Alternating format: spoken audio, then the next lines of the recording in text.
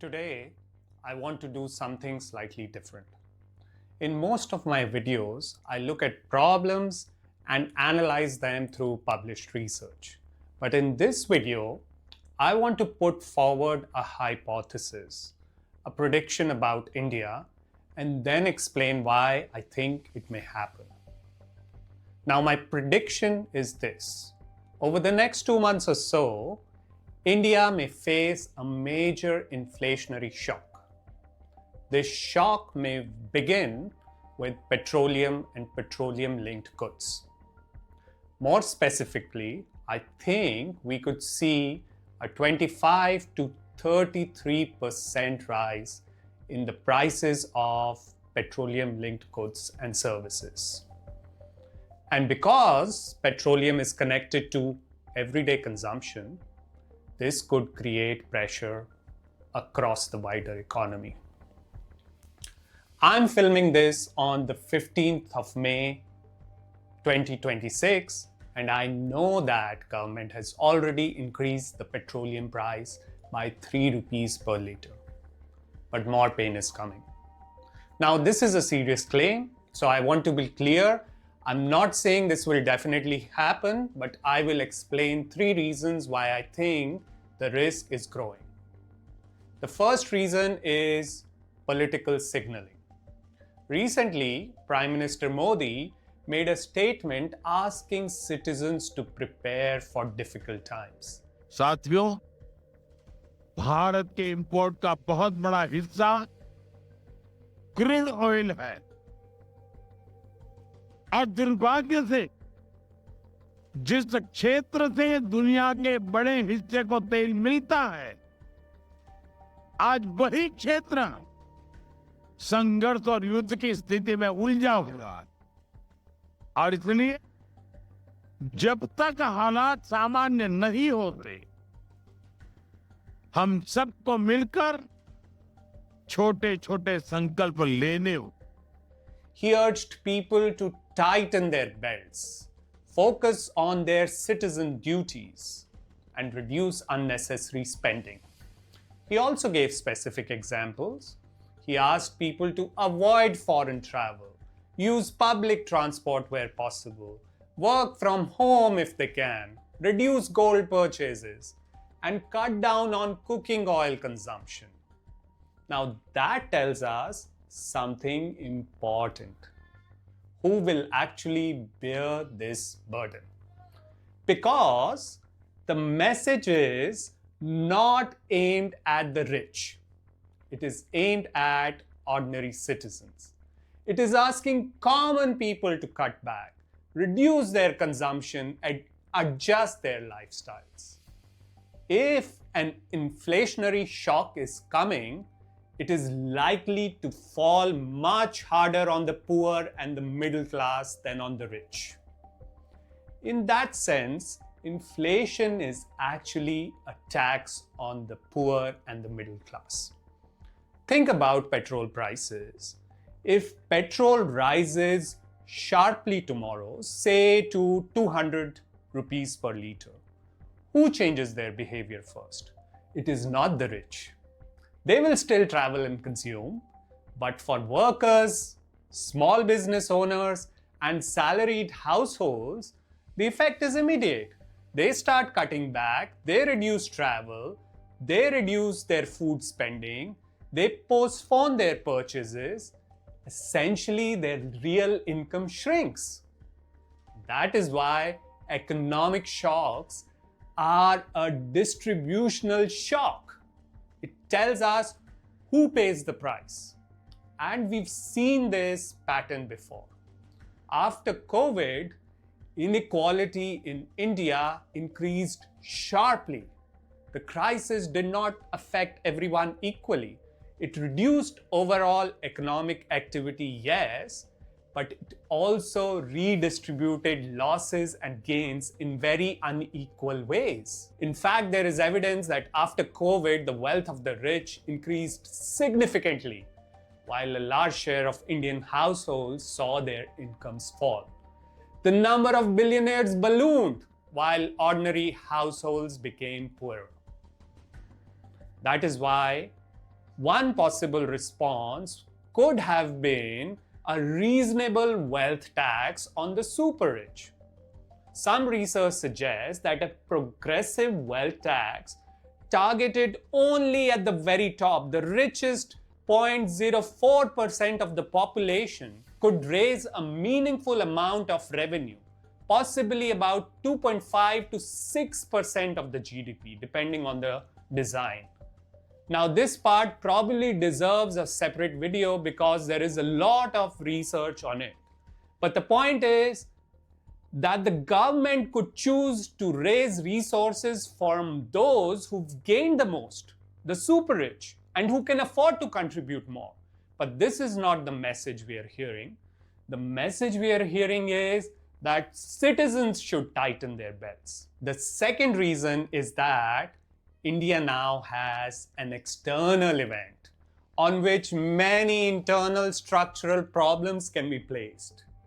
When global petrol prices were lower, India could have built stronger buffers. It could have strengthened petroleum reserves. It could have reduced its vulnerability. It could have used that period to make the economy more resilient. The pressure on the rupee, for example, did not begin with the Iran conflict. Currency weakness has been building for some time. The broader structural problems were already there. This is where the political narrative comes in. When an external crisis happens, it gives the government a ready-made explanation. It becomes easier to say, this is happening because of the war. This is happening because of global oil prices. This is happening because of forces outside our control. The narrative can hide a more uncomfortable question: why was the economy not more resilient in the first place? We've seen this pattern also before. During COVID, many economic problems were blamed directly on the pandemic. Not every weakness exposed during COVID was created by COVID. Many weaknesses in the economy were already there. So the pattern is this: internal problems get reframed as external problems. The source of responsibility shifts. Instead of asking what went wrong inside our economy, the conversation moves towards the war, global markets, pandemics, or other outside forces. And this is the second reason I think inflationary pressure may be coming. The government now has an external explanation for price increases that may also be rooted in the internal weakness. If petrol prices rise, it can be framed as a global problem. If the rupee weakens further, it can be framed as the result of external instability. If ordinary citizens face higher costs, the explanation can be shifted away from the domestic policy and towards an international crisis. And that brings me to the third reason, which in my view is the most important reason behind the timing of my prediction. Why do I think this inflationary shock may come within the next couple of months? Because of the electoral calendar. India's next general election is expected in early 2029. And the governments usually avoid decisions that directly hurt ordinary citizens in the year before the major general election. By then, the government messaging will probably shift. It may also give us a subsidy, kind of like a discount on the raised prices. The aim will be to change the public conversation and erase the public memory of any economic pain that came before. That leaves a window from now until 2028. So the government has roughly 18 months to absorb the shock, pass the burden onto the citizens, and then move on to the national narrative elsewhere before the general election. That is why I think the timing is important.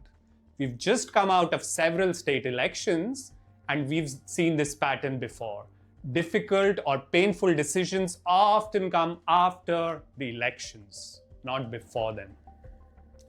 For example, demonetization came after the elections, and when its economic effects became difficult to defend, the political conversation gradually shifted. National security, Pulwama, and other issues became central to the public narrative. Something similar happened around COVID. The pandemic was already spreading, but during election rallies, political activity continued with little problems. Then, after the elections, the government imposed strict lockdowns. Again, the timing of the political messaging and policy action mattered there. So, my point is that government often times painful decisions very carefully. They try to avoid imposing visible pain just before major elections. They do it when there is enough time for public anger to fade or for the national conversation to shift. And this is why I think the current moment is important.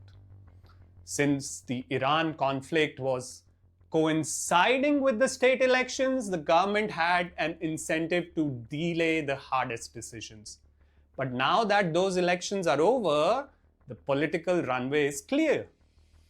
There is a window of now roughly 18 months.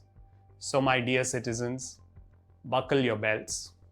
Your country needs your sacrifice. It could have been a tax on the rich that could have saved our budget deficit, but you are the chosen ones. In the next videos, I'll share research on the rich and their tax evasion. I'll also link some videos below that show how rich CEOs act opportunistically. Thank you for joining me on Devil Wears Data. I'll see you next time. Bye-bye.